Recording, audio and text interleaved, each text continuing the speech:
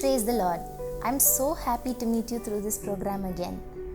Anytime, actually every time, is a good time to meditate on the Word of God, and I'm so glad that I can do it with you today. There are some things in life that are so easy to do.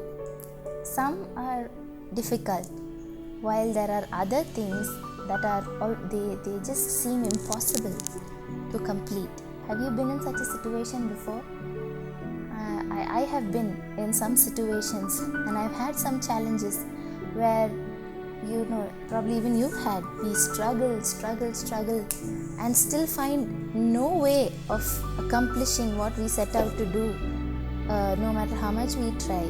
There keeps coming hindrance upon hindrance, obstacles in our way that finally by the end of it, we don't complete that.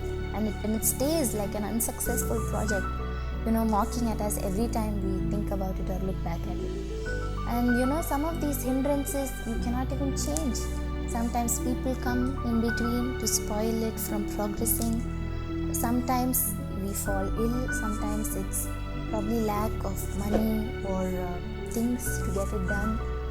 And these things, unexpected turn of events that takes place that stops us from, accomplishing what we set out to do in the first place. Whenever I've gone through such situations, the Lord taught me a special way to pray from the Bible. In 1 Chronicles chapter 4 verses 9 and 10, we read of a special prayer, the prayer of Jabez.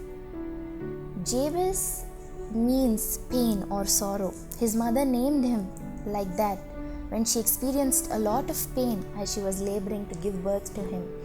And the Bible doesn't tell us much about Jabez's life. It just says that he was more honorable than his brothers, and after that it doesn't say much. So I'd like to believe that being named pain, his life was also full of pain. There were a lot of hindrances and lots of enemies. But he makes a prayer to the Lord God of Israel. He cries out to God and says, "Oh, that you would bless me, O God, and enlarge my territory. Let your hand be upon me and keep me from harm, so that I will be free from pain." It's a very interesting prayer. If we take some time and, look at it, bisect it word by word, I like it where he says, "Let your hand be upon me, so that I will be free from pain and be kept from harm." Now that taught me something. We need to learn to pray like that. Sometimes we don't know how to pray, what to pray. We just say the same things again and again, and then we feel that the prayers are not being effective. God is not answering my prayers. But today from the scripture, especially from Jabez's prayer, we can learn how to pray. We need to start learning to use some of the scriptures in our daily prayer life too. We can pray, "Lord, let your hand be upon me," because it is only the hand of the Lord that brings us blessings and gives us victory all the time. It is only his hand. So if we are going through some unsuccessful moments, some things where we fail, and when it keeps on repeating again and again in our lives, we need to learn to pray like this: "Lord, let your hand be upon me." In the Bible, we read the interesting stories of Ezra and Nehemiah. If you haven't read those books till now, you can give it a very patient read today, and you will find yourself really encouraged from their stories.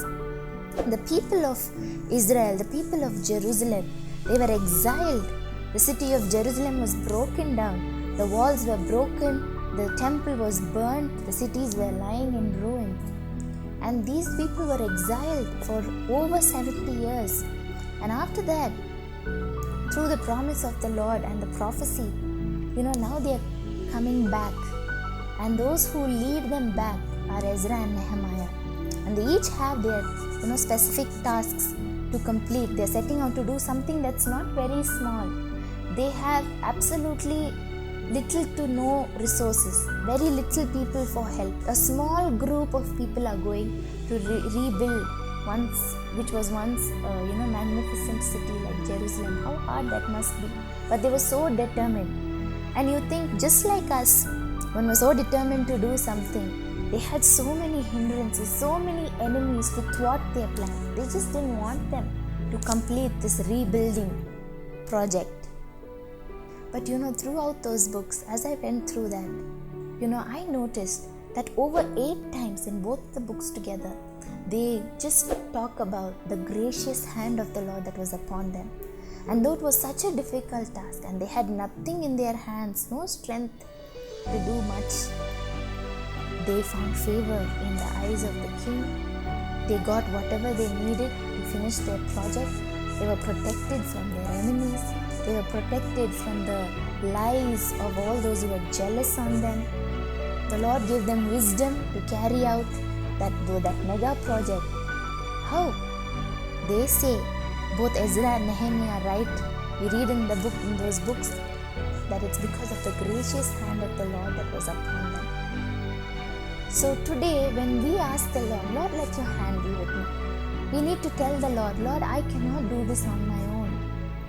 Let your hand be with me so that I will be free from pain. I will be free from these constant hindrances. I don't want to try it again and again, oh God. Give me success. Give me victory over this. We can make this our prayer. And the Lord is so faithful to answer us. He always hears us when we call Him. So can we just close our eyes right now? And can you make the prayer today, Lord, let your hand be upon me. You bless me, O God, not my father, not my mother. Can you pray with me this prayer? I'm looking to you for blessing. Lord Jesus, I pray right now with all your children who are crying out to you just like Jabez. Lord, I pray that your hand of grace will be upon them. Your mighty hand that works valiantly, O God. Your mighty hand that does wonders. I pray will come upon every child who's watching this program and praying to you. Lord, there are many of us who are struggling in our lives, in our families.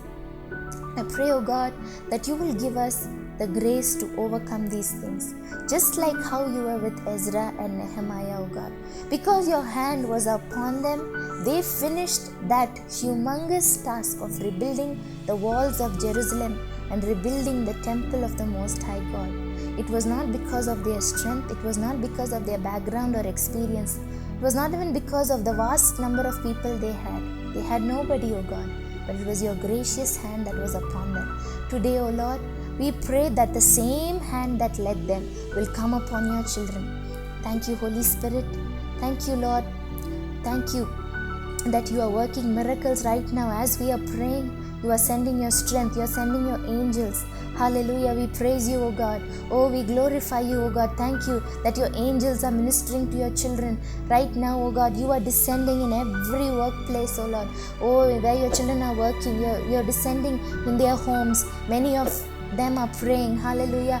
How many years I'm trying to get my family saved, my parents saved, my husband saved, but they're not listening to me. My wife, hallelujah, I'm praying and I'm struggling and I'm speaking to her, but I'm unable to get her to the church. I'm unable to bring my children to the church. Many of you are crying out, oh, I'm not able to convince my children to come out of the bad habit. I don't know. I'm trying my best to bring them out of these evil things, but I'm failing every day. Many of you are crying out that I'm failing every day. I'm a failure, but the Holy Spirit is strengthening you right now. His hand is coming upon you. His nail-pierced hand is coming upon your family. Hallelujah. What you cannot do, what is impossible with man is possible with God. Hallelujah. Thank you, Lord, that you are working for your children, oh God. You are working even when we don't see it, oh God. Even when we don't feel it, you are still working for our good, oh God. You are still working for your glory, oh God. You are still working for the honor of your name, oh Lord. You will prove yourself faithful every single time, oh Lord. We give you the glory. We thank you for your gracious hand that is upon us. Thank you for teaching us. We give you all the praise. In Jesus' name we pray. Amen.